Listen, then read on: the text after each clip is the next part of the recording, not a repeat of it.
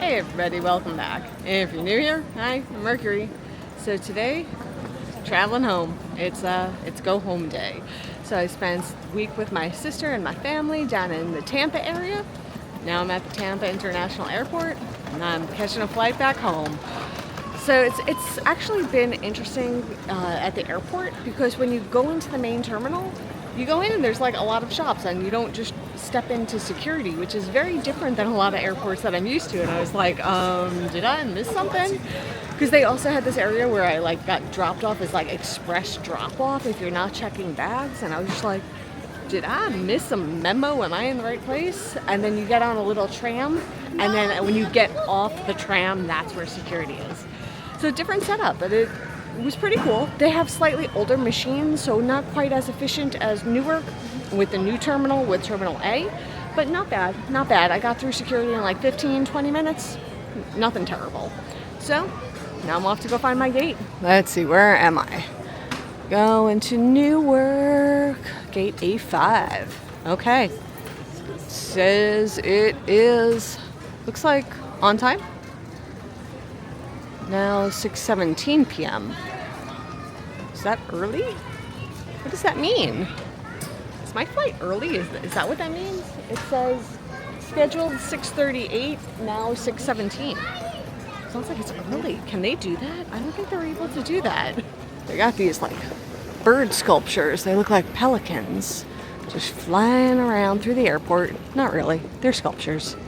There's like an eatery called Ducky's, and on top it has like a giant yellow duck. That's so cute. And then it says quack, no table, no problem, order to go. Interesting. Let's see what Ducky's offers. That's some quesadillas, deviled eggs, chicken tendies. We've got some salads, sandwiches, a little bit of this and a little bit of that. I am just trying to find my gate before I go explore. Just want to see where I'm supposed to be. Okay, this is me. Running on time. Oh, look how pretty it is tonight.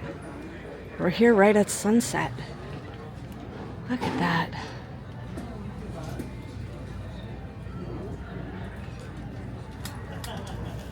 Nothing like a gorgeous sunset on go home day.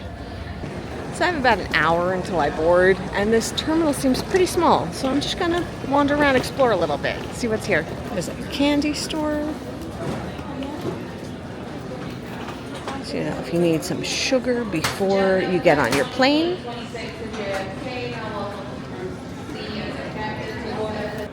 They got an accessory shop, so I guess like any last minute souvenirs. You have this In Motion, which is like electronic, so if your headphones didn't make it with you. And a Ron John surf shop, so t-shirts, other souvenir type items.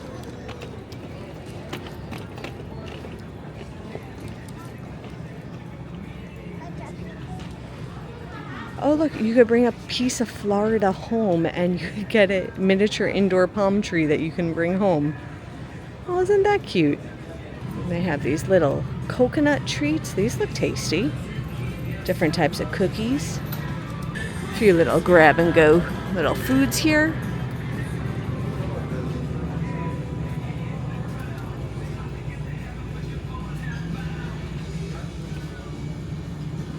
And your familiar caffeine dispensary, also known as Starbucks.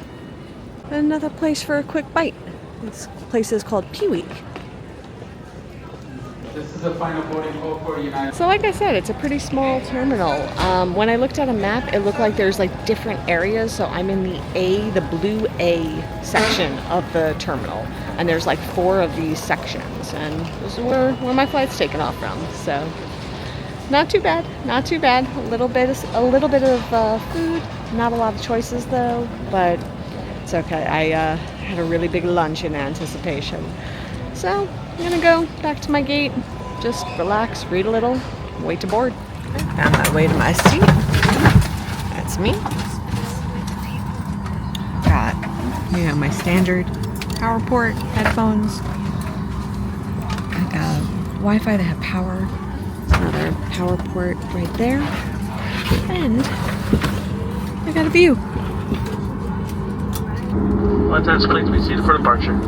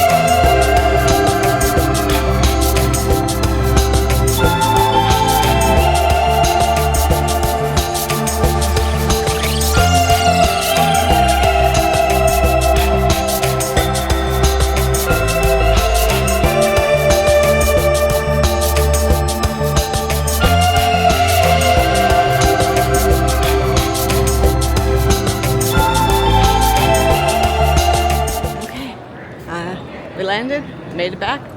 I'm in Newark, back Jersey side. Time to get a ride share and go home. I'm tired. Flying is exhausting.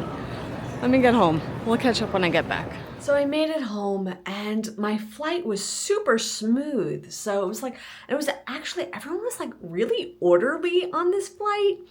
And what I mean by that is like when we went to board, like people were not gate crowding. I was very impressed by this. People were not like gate crowding.